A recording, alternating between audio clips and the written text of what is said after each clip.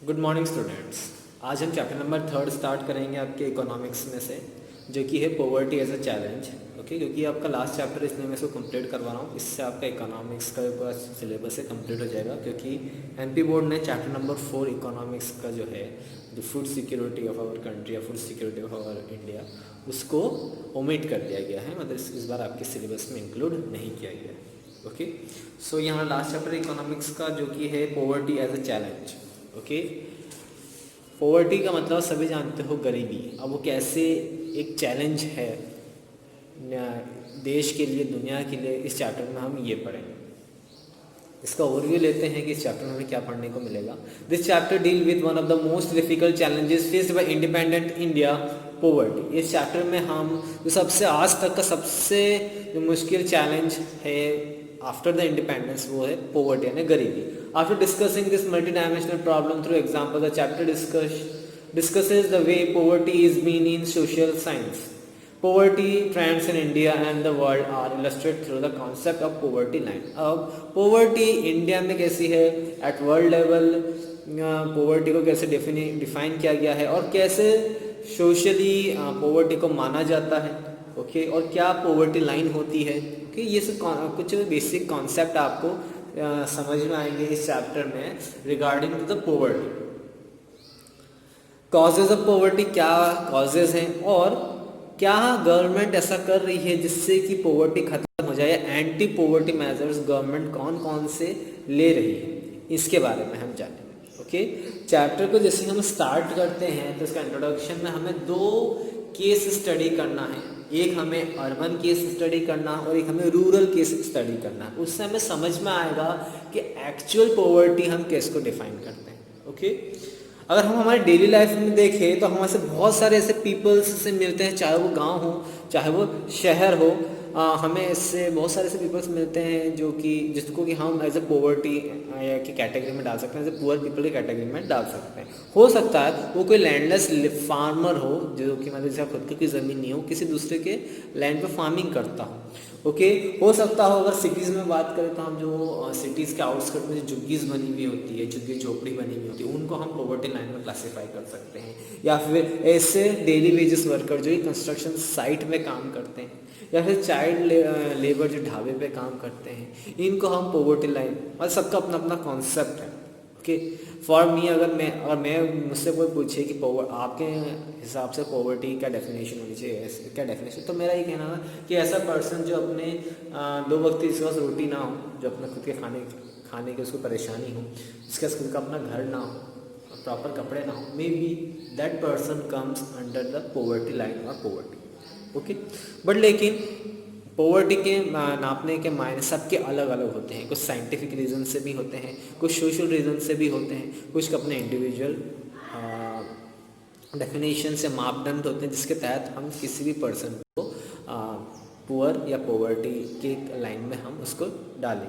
Okay, अगर हो सकता है बहुत से उसके नज़रिए में से जो चिल्ड्रन हो या फिर कोई ऐसे पीपल्स हो जो कि सड़क किनारे भीख मांगते हो, वो पॉवर्टी लाइन में आते होंगे। ओके, अगर इंडिया ने सेंसस किया था 2011 और 2012 के बीच में, तो वहाँ पे एक डाटा निकला था कि हर चौथा इंसान यानी हर 4th person in India is poor ना, हर चौथा इंसान इंडिया का पुअर है।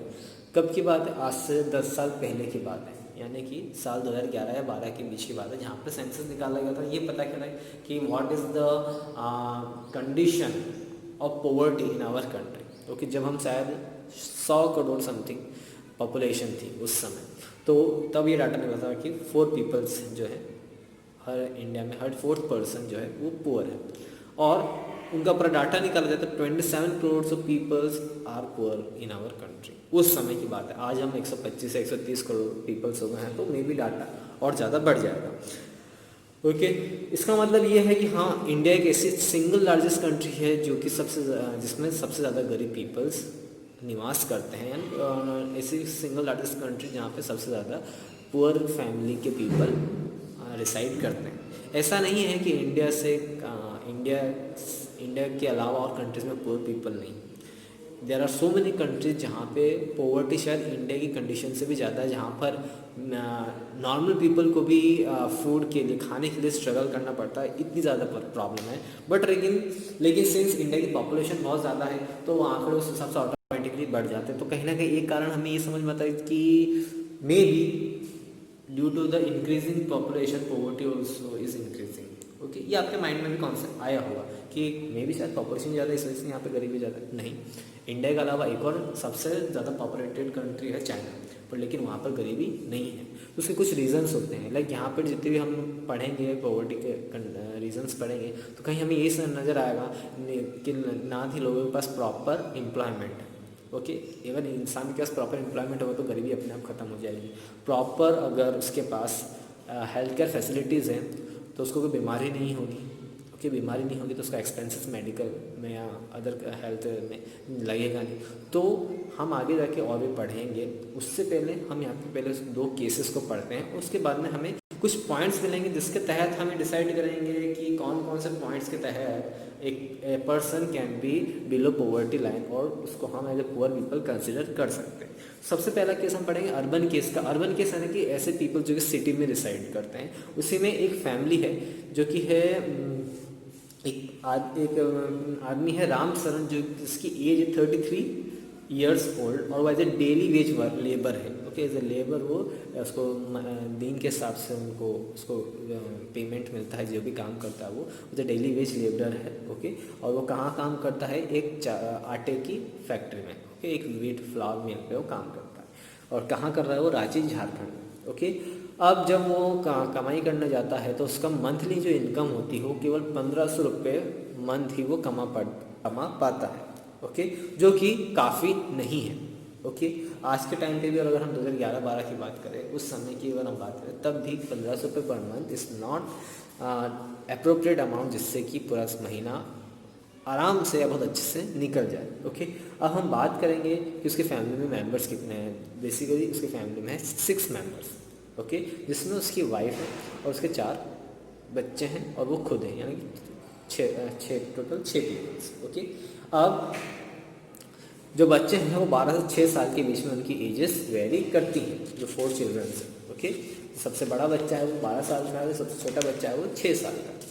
He has to send money home to his old parents who live in a village near Ramgarh. अब उसके साथ साथ उनको अपने 6 जनों जो फैमिली है उनको तो ख्याल रखना, उसके साथ साथ गांव में जो उसके पेरेंट्स रह रहे हैं वहाँ उन्हें भी पैसा पहुँचाना ज़रूरी है। ओके, उसके फादर जो है एक लैंडलेस लेबर है, वो टोटली डिपेंडेंट है राम शरण पे। ओके, उनके एक ब्रदर भी हैं हज़िलबाग में। ओके, राम शरण जो है वो एक रूम में एक रेंट लेके रह रहे हैं, जो कि बस्ती में है या फिर झुग्गी झोपड़ी जो हम बोलते हैं ना, और सिटी के आउटस्कर्ट्स में जो झुग्गी झोपड़ी होती है वहाँ वो रह रहे हैं। घर की हालत भी वैसे ही एक टेम्परेरी घर बना हुआ है ईंटों से, फिर उसके ऊपर मिट्टी जो क्ले होती है उससे ढका हुआ है। ओके, उनकी जो वाइफ है शांता देवी, वो एज ए हाउसमेट काम करती, जहाँ पर वो 800 रुपये पर मंथ वो मैनेज कर पाती। इनके अलावा जो उनके बच्चे हैं, एक जो बच्चा है वो एज ए सप्लीमेंट्री हेल्पर है किसी एक शॉप पर, जहाँ पर उसको 300 रुपीज़ मिलते हैं। और जो उनकी एक डॉटर है जो कि बाकी जो 2 छोटे बच्चे उनका ख्याल रखती है। अब ये सब करने के बाद भी वो उनको कभी मतलब उनको तो भी स्ट्रगल करना पड़ता है 2 वक्त के खाने के लिए भी। ओके, इनके अलावा कोई भी यंग सिबलिंग जो है वो स्कूल नहीं जा पा रहा है। ओके, अब उनके पास जो है केवल 2 जोड़ी कपड़े हैं। ओके, और जो नए कपड़े तब खरीदे जाते हैं जब छोटे बच्चों के कपड़े किसी एक बच्चे को छोटे पड़ जाते हैं। ओके, तभी मतलब जो बेसिकली हम ये बोल सकते हैं जो बड़े बच्चे हैं उनके लिए कपड़े खरीदे जाते हैं, जो छोटे बच्चे हैं जो अपने भाई या बहन के जो कपड़े होते हैं वो उन्हीं को पहनकर वो गुजारा करते हैं। The younger kids are under nourish, they have no access to health care when they fall ill. इसके साथ साथ जो सबसे छोटे बच्चे हैं वो माल नरिश्ड हैं, यानी कुपोषण के शिकार है। उसका रीज़न ये है कि वो एक अनहेल्दी एनवायरनमेंट में रहने के लिए, झुग्गी झोपड़ी के आसपास जो गंदगी बहुत रहती है, इनके साथ साथ प्रॉपर हेल्थ केयर फैसिलिटीज़ नहीं है, ना ना हॉस्पिटल्स में, लाइक बहुत सारी चीज़ें होती हैं। टीकाकरण होता है, जब एक यंग बेबी जन्म लेता है तो उसके बहुत सारे टीके लगते हैं, बहुत सारी मेडिकेशंस होती हैं, बार बार उसको हेल्थ केयर सेंटर दिखाना पड़ता है, ताकि मीन्स उसके साथ साथ एक अच्छा फूड, प्रॉपर फूडिंग करनी पड़ती है बच्चे को, जो भी उसको नरिशमेंट ज़रूरत पड़ती है ड्यूरिंग द इनिशियल एज, वो सारी चीज़ें due to the conditions of Ram Sharan possible नहीं है। ओके, तो ये हमारा पहला केस हो गया। ओके, तो इस केस को हम बोल सकते हैं yes they are under the poverty line, because वो हार्डली मैनेज कर पा रहे हैं 2 वक्त का खाना भी, उनके पास कपड़े भी नहीं है, और जो जिस सब में घर रह रहे हैं वो एक टेम्प्रेरी घर बना हुआ है। और बेसिकली होता है क्या, आउटस्कर्ट्स ऑफ द सिटीज़ में गवर्नमेंट कभी भी चाहे उन झुग्गी झोपड़ियों को तोड़ सकती है। So they don't have any not having any kind of any housing facilities, not they're having any proper meals, और इसके साथ साथ not they're having proper clothing also। Okay, अब हम दूसरा केस पढ़ेंगे, हम रूरल एरिया के यानी गांव के इलाके। ओके, लाखा सिंह हैं जो कि एक स्मॉल विलेज से बिलोंग करते हैं, जो कि मेरठ उत्तर प्रदेश में है। Okay, his family doesn't own land and so they do odd jobs for the big farmers. Work is erratic and so is income. At times they get paid only 50 rupees for a hard day work, but often it is in kind like a few kilograms of wheat or dal or even vegetables for toiling in the farm through the day. The family of 8 cannot always manage 2 square meals a day. अब लाखा सिंह की family है जो कि जिसके पास खुद की कोई ज़मीन नहीं है, वो किसी बड़े फार्मर के यहाँ एज ए लेबर काम करता है। कभी जिस दिन वो बहुत ज़्यादा मेहनत मजदूरी करता तो उसे उस दिन 50 रुपीज़ मिलते हैं, अदरवाइज़ उसको या तो फिर दाल चावल गेहूँ या जो वेजिटेबल्स हैं वही एज ए सैलरी या एज ए वेजेस उसको प्रोवाइड किया जाता है। ओके, इसका मतलब है कि, और हाँ, इसके साथ साथ उसकी फैमिली में टोटल 8 पर्सन है जिनको कि हार्डली 2 समय का खाना भी नहीं अच्छे से मिल पाता है। लाखा जो है वो कच्चे हाउस में रहता है, जो कि विलेज के बाहर, जो आउटस्कर्ट्स है विलेज के बाहर के बाउंड्री वहाँ बने हुए हैं। The woman of the family spend the day chopping food and collecting firewoods in the field. अब जो उनकी औरतें होती हैं वो क्या करती हैं, या तो वो जो पशु पक्षी होते हैं ये उनके लिए पशु पक्षी से या जो एनिमल्स होते हैं उनके लिए देखभाल के लिए जो खाना का प्रबंध होता है वो करती हैं। इसके साथ साथ खुद के लिए जो लकड़ियाँ होती हैं वो भी ढूंढती हैं, ताकि वो रात को उस लकड़ियों की हेल्प से खाना बना सके, जो कि बेसिकली जैसे चूल्हा सिस्टम जो चलता है गांव में। हिज फादर जो कि एक टीबी पेशेंट थे, उनकी मौत हो गई है ड्यू टू उस समय क्योंकि मेडिकेशन नहीं मिल पाया था। रीज़न ये हो सकता है since they are very poor, ना ही उनके पास प्रॉपर उनका नॉलेज नहीं होगा, और इसके साथ साथ ना ही वो हेल्थ केयर के लिए गए होंगे डॉक्टर के पास, सिंस जब उसको मेडिकेशन नहीं मिलेगा, प्रॉपर ट्रीटमेंट नहीं मिला हुआ तो उनके फादर की डेथ हो गई। बिकॉज टीबी जो था पुराने ज़माने में बहुत घातक बीमारी हुआ करती थी, बट लेकिन आज के समय में उसका इलाज है। अगर आप प्रॉपरली 6 महीने अगर उसका आप इलाज करवाते हो तो टीबी से हमें छुटकारा मिल जाता है। His mother now suffers from the same disease and life is slowly ebbing away. अब उनकी जो वो डिजीज़ जो है टीबी की जो डिजीज़ है वो थोड़ी कंटेंजियस डिजीज़ है, एक इंसान से दूसरे इंसान को फैल सकती है। अब उनकी माँ को भी वही डिजीज़ हो गई है। लाखर ऑल दो विलेज में एक प्राइमरी स्कूल है, गवर्नमेंट स्कूल है, पर लाखा कभी वहाँ गया नहीं। उन्होंने 10 साल की उम्र में ही काम करना स्टार्ट कर दिया था। जो नए कपड़े हैं वो कभी कभार सालों में 2 सालों में एक बार आते हैं। उसके साथ साथ जो न्यू क्लोथ्स और जो साबुन है, ऑयल है, वो एक तरीके के लिए उनके लिए बहुत दुर्लभ वाली चीज़ हो गई, एक लग्जरियस चीज़ हो गई उनके लिए, क्योंकि इतना वो अफोर्ड नहीं कर पाते, क्योंकि उन्हें जो वेजेस मिलती है वो सिर्फ उनको या तो अनाज के फॉर्म में मिलती है, क्योंकि अनाज के फॉर्म में मिलेगी वो अनाज वो पका कर खा लेते हैं। ओके, ऐसे प्रॉपर वेजेस नहीं मिलते, पैसा कुछ मिलता है जिससे वो कुछ खरीद के ला सके। ओके, सो यहाँ पे आपने 2 केसेस पढ़े, एक अर्बन केसेस का और एक रूरल केसेस का। तो वहाँ पे हमने एक चीज़ आपने नोटिस करी होगी कि फैमिली जो है, एक तो वहाँ पे पॉपुलस बहुत ज़्यादा है। अगर हम यहाँ पे देखें अर्बन के केस में तो वहाँ पे 4 childrens are there and in rural cases the total family was of 8 सदस्य हैं, जिसमें उसकी वाइफ होगी, वो खुद होगा, उसके फादर की डेथ होगी, उसकी मदर होगी, मे बी 4 to 5 चिल्ड्रंस होंगे। तो यहाँ पर हम देखते हैं एक तो उनकी कंडीशन बहुत ज़्यादा ख़राब है, but still they have a very populace family. Okay, जहाँ पर हम अगर 2 बच्चों को मीन्स अगर हम एक बच्चे के लिए हम प्रॉपरली कपड़े नहीं खरीद पा रहे हैं, तो बाकी 3 बच्चों के लिए जो एक्स्ट्रा बर्डन हो रहा है उसकी वजह से वो और ज़्यादा गर्मी में पिसते जा रहे हैं। ओके, सो एक तो हमें ये दिखा, फिर उसके साथ साथ जो ये लोग जहाँ पर रह रहे थे वहाँ पर बस प्रॉपर सैनिटेशन नहीं होगा, गंदगी वाला एरिया, बेसिकली जो आउटस्कर्ट्स होते हैं सिटीज़ के, झुग्गी झोपड़ियाँ होती हैं, वहाँ पे बहुत ज़्यादा गंदगी होती है, जिसकी वजह से बच्चों को माल न्यूट्रिशन की शिकायत हो जाती है, कुपोषण की शिकायत हो जाती है।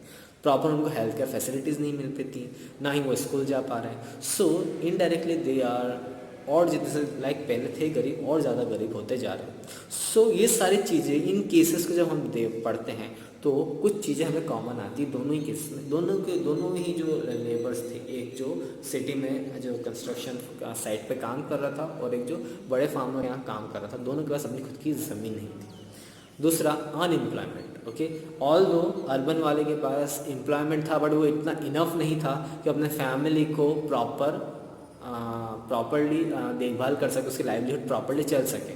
ओके, लाइक भले वो 2 टाइम का कभी उनको खाना कर पा रहे थे, मैनेज कर पा रहे थे, बट लेकिन ना प्रॉपर क्लोथिंग हो रही थी, ना बच्चे स्कूल जा पा रहे थे, ना ही प्रॉपर हेल्थ केयर फैसिलिटीज़ मिल पा रही थी, बिकॉज 2 बच्चे उनके माल न्यूट्रिशन के शिकार हो चुके थे। तो अनएम्प्लॉयमेंट हम गिन सकते हैं। इसके साथ साथ साइज़ फैमिली की बहुत ज़्यादा थी। हो सकता है कि अगर ये 2 से 3 बच्चे कम होते तो मे बी वो लोग एक बच्चे पे ज़्यादा ध्यान दे पाते, शायद वो स्कूल भी जा पाता, स्कूल भी जा सकता, हो सकता है वो हेल्थ केयर जो उसको फैसिलिटीज़ थी वो भी उसको मिल पाती। ओके, इसके साथ साथ जो 4th पोजीशन जो मैं बोल रहा है, पुअर हेल्थ कंडीशंस।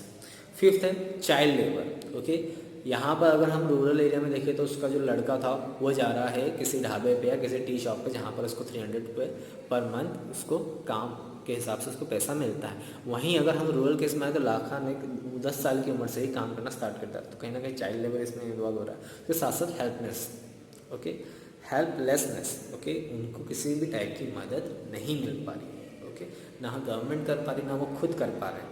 ओके, तो ये सारी जब हम केसेस को पढ़ते हैं तो हमें 4 से 5 पॉइंट्स आ जाते हैं। एक, खुद की ज़मीन ना होनी, प्रॉपर एम्प्लॉयमेंट ना होना, फैमिली की साइज़ बहुत ज़्यादा बड़ी है, फैमिली की साइज़ बहुत ज़्यादा बड़ी है, इलिटरेसी है, लिटरेट नहीं है कोई भी, इस वजह से इनकी कंडीशन ज़्यादा वर्ड्स होती जा रही है। Okay, these 2 typical cases illustrate many dimensions of poverty. They show that poverty means hunger and lacks of shelter. अब अगर हम इन 2 केसेस में देखें तो पॉवर्टी में कहीं ना कहीं अगर इंसान अगर भूखा सो रहा है तो हो सकता, तो that comes under poverty. And also खुद का शेल्टर ना हो, खुद की घर नहीं हो, तो भी वो पॉवर्टी में आता है। It also is a situation in which parents are not able to send their children to the school, or a situation where sick people cannot afford treatment. Poverty also means lack of clean water and sanitation facilities. Poverty सिर्फ कमाने से या खुद का घर होने से नहीं होती है। अगर पेरेंट्स अपने बच्चे को स्कूल भी नहीं पहुंचा पा रहे तो भी they comes under the poverty line. अगर वो प्रॉपर मेडिकल फैसिलिटीज़ नहीं ले पा रहे हैं जब वो बीमार हो रहे हैं, then also they come under poverty line. As well as अगर उनके प्रॉपर सैनिटेशन फैसिलिटी तक नहीं है या पीने का साफ पानी नहीं है, then also they come under the poverty line. Poverty also, it also means lack of regular job at minimum decent level. Above all, it means living with the sense of helplessness. Poor people are in a situation in which they are ill-treated at almost every place, in farms, factories, government offices, hospital, railway station, etc. Obviously, nobody would like to live in poverty. और अगर हम poverty का देखें कि अगर हम इन ऊपर के सारे कारणों को देखते हैं कि ना उनके पास प्रॉपर खाना है, ना उनके पास प्रॉपर शेल्टर है, ना वो अपने बच्चों को स्कूल पहुंचा पा रहे हैं, ना वो प्रॉपर मेडिकल फैसिलिटीज ले पा रहे हैं, ना उनके पास रेगुलर जॉब है, अगर जॉब है तो उन्हें बहुत कम पैसा मिल पा रहा है, जिससे कि वो अपना महीने भर का खर्च जो है वो प्रॉपर नहीं कर पा रहे हैं। कहीं ना कहीं वो एक सेंस ऑफ हेल्पलेसनेस के शिकार होने को, उनके किसी टाइप की फाइनेंशियली कोई दूसरा एड नहीं कर पा रहा है, मदद नहीं कर पा रहा है। So this all come under the poverty. और उसके उनके साथ दुर्व्यवहार भी होता है, लाइक हमारा खुद का ओपिनियन इनके लिए ख़राब हो जाता है। Whenever we see such peoples, हमें कहीं ना कहीं वो लगता है कि ओ माय गॉड, ये कैसी कंडीशंस में रह रहे हैं, इनसे बात नहीं करनी चाहिए या इन्हें हेल्प नहीं करनी चाहिए। ओके, इनको हर जगह इलिटरेटी कहा जाता है, चाहे वो फार्म में अगर कोई लेबर जा रहा है तो उसे वहाँ पर प्रॉपर वेजेस भी प्रोवाइड की जा रही है। आई डोंट थिंक 50 रुपये पर डे, 50 रुपये जब उसको उस दिन मिलते जब उसको बहुत ज़्यादा मेहनत करता था, क्योंकि कहीं ना कहीं अगर कोई नॉर्मल लेबर चार्ज भी होता है तो 300 रुपये पर डे मिलता है, पर वहाँ पे उसको उसी दिन वो मिल रहा है, जिस दिन वो सबसे ज़्यादा मेहनत करेगा उसी दिन उसको 50 रुपये मिलेंगे। हो सकता है वो शायद महीने में एक बार होता हो सकता है हफ्ते में एक बार होता हो सकता है हफ्ते महीने भर में सिर्फ 2 या 3 बार ऐसे ओकेजन मिलते हैं जिसको 50 रुपये मिलते हैं। मतलब कि यहाँ पे कहीं ना कहीं एक इल ट्रीटमेंट था उस फार्मर का। दूसरा, जिस फैक्ट्री में या जिस कंस्ट्रक्शन साइट पे वो काम कर रहा है वहाँ पर उसको इतना कम वेज दिया जा रहा है जिसकी वजह से वो अपनी रिक्वायरमेंट फुलफिल नहीं कर रहा। 1500 इज़ नॉट थिंग। इनफैक्ट एक खुद आई कि एक इंडिविजुअल अपना 1500 रुपये पर मंथ में अपना खर्चा नहीं उठा पाएगा। तो कहीं ना कहीं इल ट्रीटमेंट होता है गरीबों के साथ, जिसकी वजह से और भी ज़्यादा वो हेल्पलेसनेस हो जाती है। Okay, one of the biggest challenge of the independent India has been to bring millions of its people out of abject poverty. Mahatma Gandhi always insisted that India would be truly independent only when the poorest of its people become free of human suffering. सबसे बड़ा challenge अगर हमारे India के independence के बाद आया है तो वह है गरीबी की। गरीबी को कैसे हटाया जाए। इसमें महात्मा गांधी ने भी ये कहा था कि हम उस दिन आज़ाद होंगे जिस दिन देश से पूरी तरीके से गरीबी हट जाए। ओके, सो आज के लिए इतना ही है। नेक्स्ट लेक्चर में जब हम जाएंगे तो हम poverty as a social scientist के बारे में पढ़ेंगे, जिसमें हम सोशल एक्सक्लूजन और वनरेबिलिटी के बारे में डिस्कस करेंगे और एक्चुअल पॉवर्टी लाइन या इंडिया में साइंटिफिकली एक्चुअल डेफिनेशन क्या है पॉवर्टी, इसके बारे में हम स्टडी करेंगे। ओके, आज के लिए इतना ही। Thank you.